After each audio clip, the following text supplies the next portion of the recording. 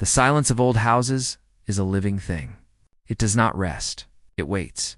It settles in the dust motes, dancing in slivers of weak winter light. It hides in the grain of century-old wood, and it presses, with a weight both immense and invisible, against the ribs of those who dwell within. The Bertram plantation, a grand and grizzled monument to Southern decay on the outskirts of Danville, Virginia, was a master of this particular silence. Built in 1792 with English ambition and blood-money wealth, its once proud white columns now peeled like sunburnt skin under the relentless southern sun. Its windows, tall and narrow as a coffin lid, stared out over the fallow fields with a hollow, knowing gaze. But inside, beneath the veneer of decaying gentility, the halls pulsed with a different energy altogether, cold, deliberate, and cruel power that fed on the silence it created. They brought her to this place in the autumn of her 9th year.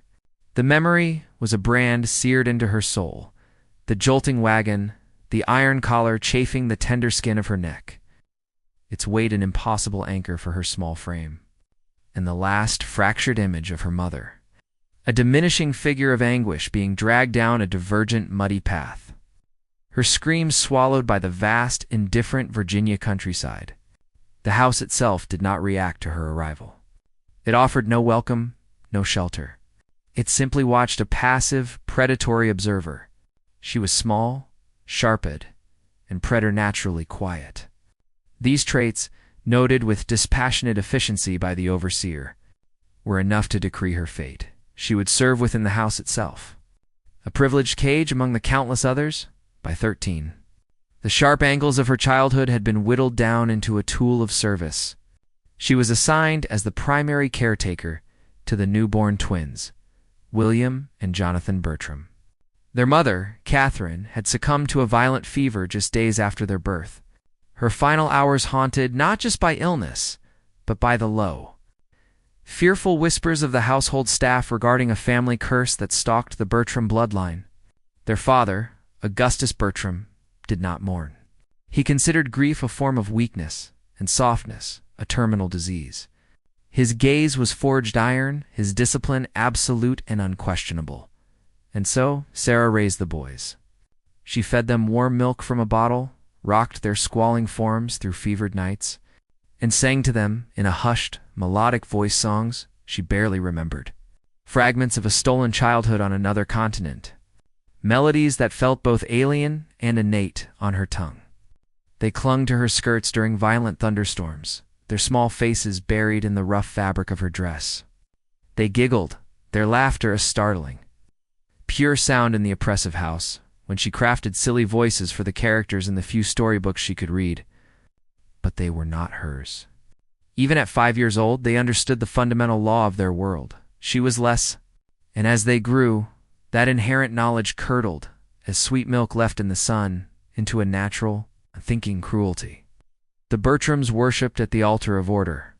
Every room had its ordained purpose, every object from the silver tea service to the scullery mop its designated place, and every soul its unassailable station. Augustus, a man tall and lean with the desiccated rigidity of dried-out kindling, upheld these divisions with a reverent brutality.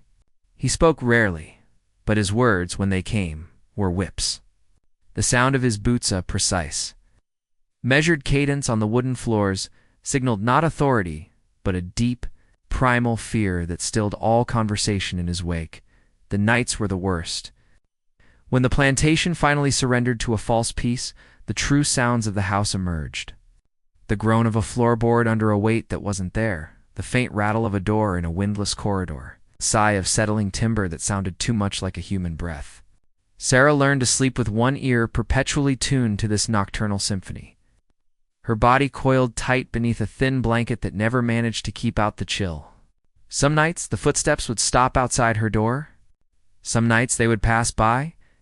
Some nights the latch would lift. She learned to lie perfectly still, her eyes wide open in the darkness, her breath held until her lungs burned. Old Mabel, the cook whose face was a roadmap of hardship, tried to warn her once, her voice a low rumble from a corner of the steaming kitchen. Mind your soul, child. There ain't no lock ever made strong enough to keep a Bertram man from what he believes is his. Sarah had just stared, her young face a mask of quiet comprehension. She had no voice for a reply, not then. The world outside the house bore its own brutal testimony. The fields yielded cotton, white and fluffy as summer clouds, a cruel mockery of the labor that produced it. The barns, however, yielded scream straw. Agonized sounds that sometimes carried on the wind, though the folks in the big house learned never to hear them. The enslaved of the Bertram estate were not counted by name in the ledgers. Only by their yield, their value measured in pounds of picked cotton or bushels of shucked corn. But Sarah, housebound and privy to the intimate rot at the heart of the beast, saw more, heard more, felt more than most. She watched from the windows as her people withered under the merciless sun. She listened to their hushed, hopeless exchanges by the kitchen hearth after supper. She memorized the particular quality of their silences, the heavy, resigned silence of exhaustion, the terrified silence of anticipation, the furious, boiling silence of hatred kept on a choke-chain by her 22nd year. Sarah had become something strange within those walls. A hybrid creature, half servant, half specter. She drifted through the high-ceilinged rooms like a draft through a cracked window pane, ever present yet rarely truly seen. The tears had long since dried up, leaving her eyes as dry and hard as river stones. Her hands, once prone to a betraying tremble, were now steady as a surgeon's. She watched the twins shed their boyish skins and grow into men with cold eyes and emptier hearts. She watched Augustus slow with age, his movements becoming more deliberate, though the iron in his will never softened. But the silence of the house was changing, evolving. It no longer simply pressed down, it pulsed. It had a rhythm, a cadence, like a dormant heart beginning to stir deep beneath the foundations. Something ancient was waking up beneath the floorboards, behind the stern. Painted eyes of ancestral portraits, deep within the very bones of the place. And Sarah, ever quiet, ever watchful, felt it stirring long before anyone else. The house of Bertram was not just a structure of brick and timber. It was an open, festering wound. And wounds, if left to fester for too long, do not simply weep. They eventually ignite. The winter of 1847 clamped its bitter teeth around the Bertram estate, and the twins, now 17, had grown into their inheritance of cruelty with the ease of pulling on a well-tailored glove. William, the elder, by a matter of minutes, wore his seniority like a suit of armor.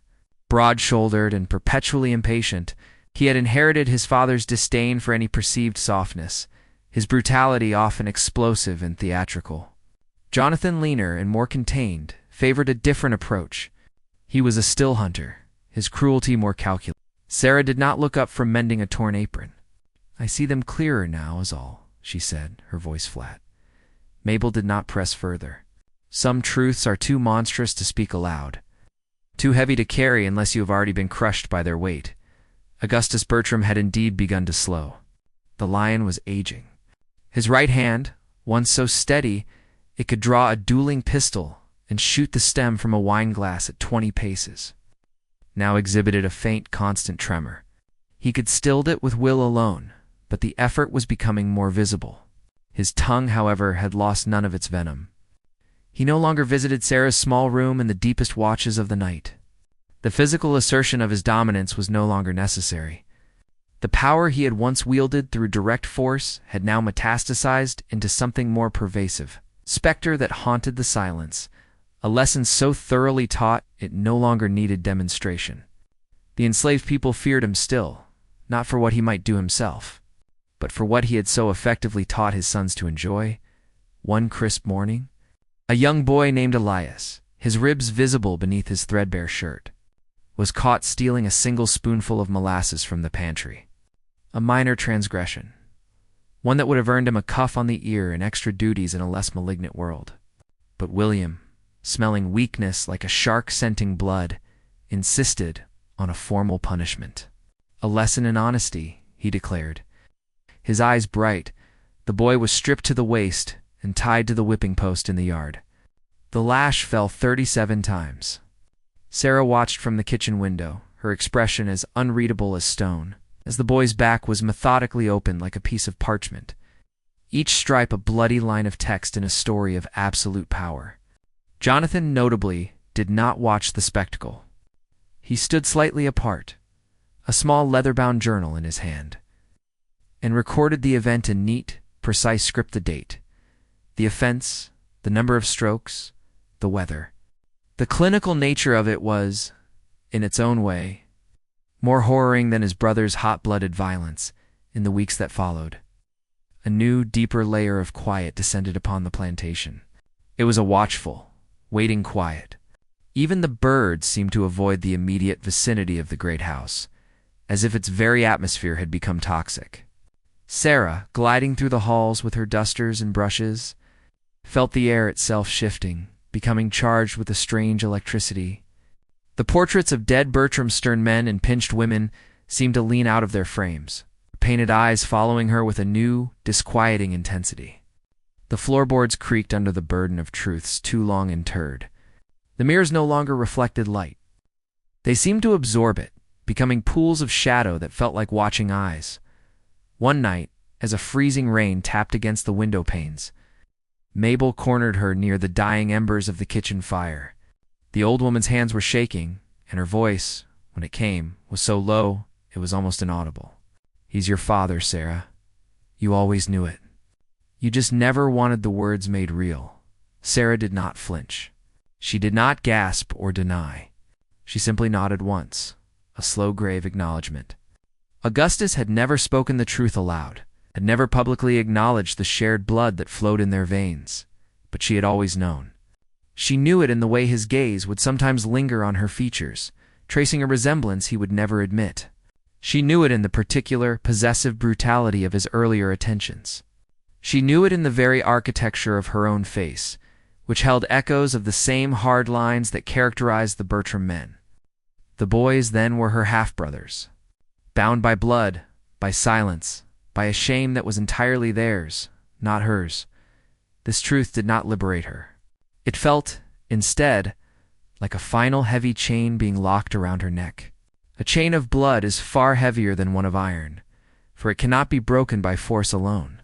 And yet, something within her loosened that night. Not hope was a language she had forgotten how to speak long ago. It was a seed of pure, cold clarity, a definitive realization that nothing in that house, from the grandest portrait to the smallest child, had ever been born of love. It was all about possession. It was all about legacy. It was all a gilded rot. The next morning, she awoke long before the sun had crested the horizon. The world outside was still monochrome, the fields mere shadows, the house a hulking silhouette against the lightening sky. Standing there, the cold air biting at her skin, Sarah whispered a name. It was the name her mother had given her, the name spoken in a stolen language of home, a name no one in the house of Bertram had ever known or cared to learn. It tasted strange on her tongue, like something ancient, like rich soil, like the first spark of a cleansing fire. December of 1851 arrived, not with a cheerful, festive spirit, but with a suffocating hush that felt profoundly unnatural. The air over the Bertram estate didn't just feel cold. It felt dead, heavy with a weightless, desiccated quality, like the dust that shakes loose from the wings of a long-entombed moth. The fields lay fallow and hard under a skin of frost. The ancient oaks that lined the drive stood like a procession of frozen mourners. The wind itself seemed to hold its breath at the property's edge, unwilling to disturb the terrible stillness within. Inside, the house was a riot of manic preparation for the annual Christmas Eve gathering, a tradition Augustus upheld with grim determination. The floors were scrubbed raw, the silver polished to a blinding gleam, the linen starched and pressed into razor-sharp creases. William paced the length of the drawing room, a restless predator trapped in a gilded cage, trying to outpace his own restless thoughts. Jonathan remained sequestered for hours, writing letters at his desk with an unblinking reptilian concentration. Augustus haunted his study, emerging only to issue a curt order or to fix Sarah with a look that was a command in itself, reminder of her place, her role, her perpetual silence. Sarah performed her duties with a ghost's efficiency, her hands moving with a life of their own. Peeled apples until their skins coiled in perfect spirals, rolled dough for pies, lit countless candles whose flickering light did nothing to dispel the deepening shadows. But her mind was not on her tasks. It was elsewhere, observing from a great height, from beneath the floorboards, from behind the eyes of the portraits. She was not waiting for anything. She was listening to the house breathe its last rotten breaths. 2 nights before the gathering, a young girl named Emily was ordered to clean the main hallway after supper. She was barely 16, new to the house, her eyes still holding a softness that had not yet been hardened by terror. Sarah had whispered a warning to her just days before: never be caught in the East Wing after dark. No matter who tells you to go there, but warnings from silent women are easily forgotten, especially by those who have not yet learned the specific vocabulary of fear. Emily returned to the kitchen quarters just before midnight. Her apron was torn at the shoulder. She made no sound because her voice was gone. Sarah found her curled into a tight ball behind the ice house, shivering with a violence that had little to do with the cold. Her eyes were wide, unseeing, staring at some horror replaying itself on the back of her eyelids. Her skin, in the sliver of moonlight, was marked with blossoming bruises that would not show beneath the high neck of her dress. Sarah did not speak. There were no words for this. Augustus held court at the head of the long dining table, his eyes half-lidded, a faint smug smile playing on his lips. Content and triumphant in his kingdom of rot, Sarah served. She moved from guest to guest with a platter of glazed ham, her hands steady, her face a smooth, unreadable mask. She refilled glasses, offered gingerbread, nodded politely at murmured thanks. She was a ghost at the feast, efficient, invisible. No one noticed when she slipped away into the cellar. No one saw the thin, glistening trail of lamp oil that darkened the hem of her dress as she came back up the narrow servants' stairs. No one thought to question the faint, acrid smell that clung to her just before midnight. As the party reached its cacophonous peak, Sarah climbed the narrow, rickety staircase to the attic. She pushed open the small, gabled window and looked out. The snow was falling harder now, a thick, relentless blanket muffling the world, burying the scars of the land, promising a pristine, silent oblivion. She could see the faint, warm flicker of lamplight from the windows of the slave quarters, and the dark, solid shape of the barn. She struck a single match against the rough wood of the window frame. She held it, watching the tiny flame consume the tip of the splint, feeling its heat kiss the skin of her fingers. There was no prayer uttered, no final curse screamed into the night. There was only a slow, measured breath, and then the house began to speak. But not with human words. It spoke in a language of crackling heat, of hungry consumption, of roaring, vengeful memory, catching fire. But that moment of final conflagration had not yet arrived. Not quite. Not fully. For now, the 3 dolls sat in their linen shrouds on the mantel. The oil had soaked deep into the thirsty floorboards. And Sarah stood at the window, her eyes closed, listening to the snow fall, listening to it cover everything that still dared, against all odds, to live. Christmas Eve, 1851. Descended upon Danville under a sky the color of bruised flesh and dull slate. The cold was not merely weather. It was a physical presence, a sharp-toothed entity that seeped into stone, bit into marrow, and froze the very breath in one's lungs. By evening, a smaller, more determined group of guests had gathered at the Bertram house. The worsening weather had kept the fainter-hearted away, and the family's fading prestige had done the rest. Still, the great house tried to muster its old grandeur. The halls echoed with the forced, hollow laughter of those determined to be merry, the clink of crystal that sounded like shattering ice, and the heavy, rhythmic shuffle of boots over floors polished to a lethal sheen. Sarah was everywhere and nowhere. She wore her oldest, most faded dress, her sleeves rolled to the elbow, her apron a stark white flag of surrender.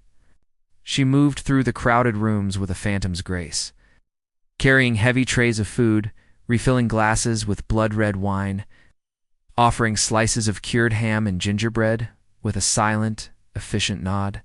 Her face was a masterpiece of neutral servitude, betraying nothing, but her hands. Her hands were steady in a way that spoke not of placid obedience, but of grim, unwavering decision. A great fire roared in the main hearth, its flames casting frantic, dancing shadows that clawed their way up the walls toward the ceiling. Jonathan and William stood near it, arguing in low, tense voices over some triviality of business or inheritance. Their faces flushed with more than just the heat. Augustus held court in his backed chair, sipping a glass of dark amber liquor, his trembling hand mostly stilled by the force of his will. His eyes cold and reptilian, followed Sarah's movements whenever she passed through his line of sight, though he offered no command, no acknowledgement. He simply watched a spider secure in the center of his web. Outside, the storm escalated. The wind howled around the corners of the house, a banshee's lament. Snow battered the roof and windows with the sound of a million grains of salt being thrown against raw wood. And beneath it all, a deeper sound could be heard. Felt more than heard, a low, groaning strain from the very walls of the house.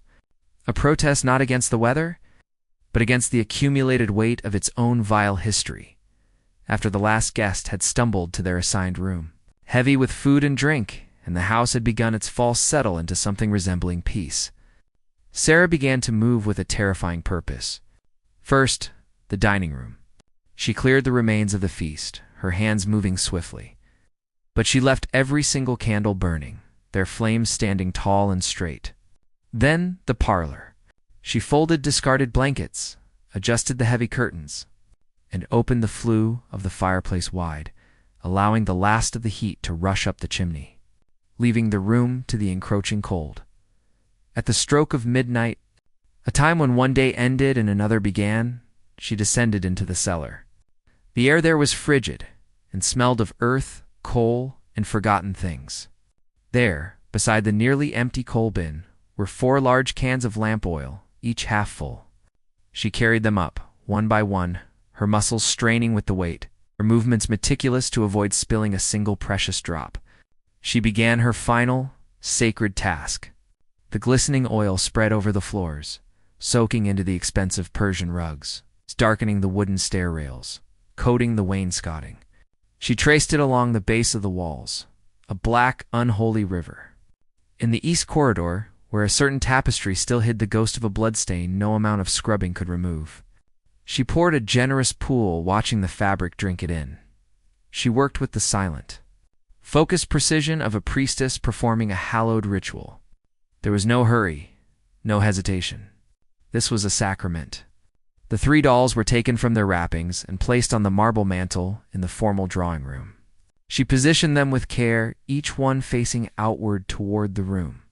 Beneath them, she poured a thin, unbroken line of salt. Then she began with the matches. She struck one, then another, the sulphurous smell, a brief promise of what was to come. She lit every candle she passed, even those already guttering and nearly spent.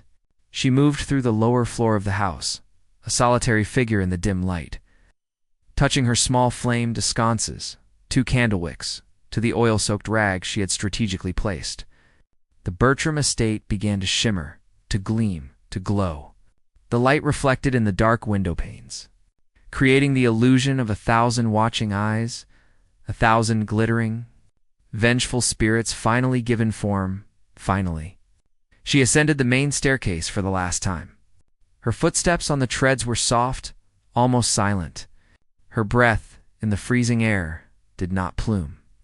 At the top of the stairs, she turned. She looked down over the banister, her gaze sweeping across the grand foyer, the rooms beyond, as if addressing the house itself.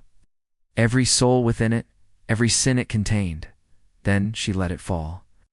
A single oil-soaked rag, still burning with a bright, eager flame. It tumbled end over end, a tiny comet of judgment, and landed with a soft, almost apologetic thump in the center of the large, oil-darkened puddle that had gathered at the foot of the stairs. Fire does not scream. It whispers. It speaks in an ancient, hungry tongue of consumption and transformation. The courthouse in Danville was a temple to a different kind of order. Built of cold gray stone, its high windows allowed light, but no warmth. And its white columns were streaked with the grime of ages, and the echoes of 1,000 whispered rumors. In the bitter January of 1852, it held more than just the chill of winter. It held the heavy, suffocating weight of a silence that had, at long last, been shattered. The entire town hummed with a vicious energy, a volatile mixture of speculation, fear, and a morbid, insatiable curiosity. Few dared to speak the name Sarah of Virginia above a whisper. Fewer still would claim to have ever truly known the silent woman from the Bertram plantation. They said she confessed without ever uttering a word of defense. That when the sheriff had approached her by the well, her hair full of ashes, the skin on her arms blistered and raw, she had looked right through him, as if she had already stood trial before a far older, far more absolute court, and her sentence had already been carried out. The ruins of the Bertram house were picked over by men with shovels and a grim sense of duty. They catalogued the horrors, charred and fragmented bones, 3 wedding rings fused together in a molten lump, the twisted, blackened remnant of a hunting rifle, and pieces of fine china that had once held Christmas goose. Augustus was found in what was left of his study, his body curled protectively over a metal strongbox, his blackened fingers still clutching the key that had failed to save him. William and Jonathan were discovered together near the East Wing hallway, their bodies intertwined in a final frantic embrace, their mouths forever frozen open in a silent scream that the fire had stolen from the air. The trial was a swift, brutal piece of theater. The outcome was never in doubt. Sarah was led into the courtroom in chains, the iron links scraping against the floor. She wore a borrowed dress, too large and too thin for the freezing room. Her back was straight, her eyes dry and preternaturally calm. The courtroom was packed to suffocation. The benches were filled with the pale, staring faces of the local gentry, their expressions a grotesque carnival of revulsion, fear, and a secret, shameful awe. At the very back, standing in the shadows near the door, a small group of former slaves, free in the precarious eyes of the law, but not in the reality of Danville, stood in a silent, watchful line. The judge, a man with a face like a clenched fist, asked her if she had anything to say before he passed sentence. Sarah's gaze slowly focused on him, then drifted past him, as if she could see something momentous unfolding just beyond the cold wall of the courtroom. Her voice, when it came, was low, clear, and carried a terrifying serenity that silenced the room more effectively than any gavel. It was a clean fire, she said. A clean Christmas. A stunned murmur rippled through the crowd. The judge, his face purpling, slammed his gavel down once, twice, the sharp cracks like gunshots in the tense air. He sentenced her to hang by the neck until dead. No appeal. No mercy. She was taken to the county jail to await execution, but she never felt the rough hemp of the noose. On the night of February 3rd, a fire, another fire, a curiously apt instrument of fate, broke out in the livery stable adjoining the jail. In the ensuing chaos of shouting men, panicked horses, and pumping water, the door to Sarah's cell was found mysteriously unlocked. The guards on duty were confused, disoriented, claiming a strange, thick smoke had blinded them. The key ring was gone. Some said she fled west, disguised as a boy, lost in the flood of humanity, seeking new beginnings. Others claimed she walked directly into the freezing waters of the Don River, allowing the current to carry her away to a silence deeper than any she had known in life, though no body was ever found. And then there were the whispers, the old, persistent stories carried on the wind, passed down through generations. Whispers that Sarah never truly left.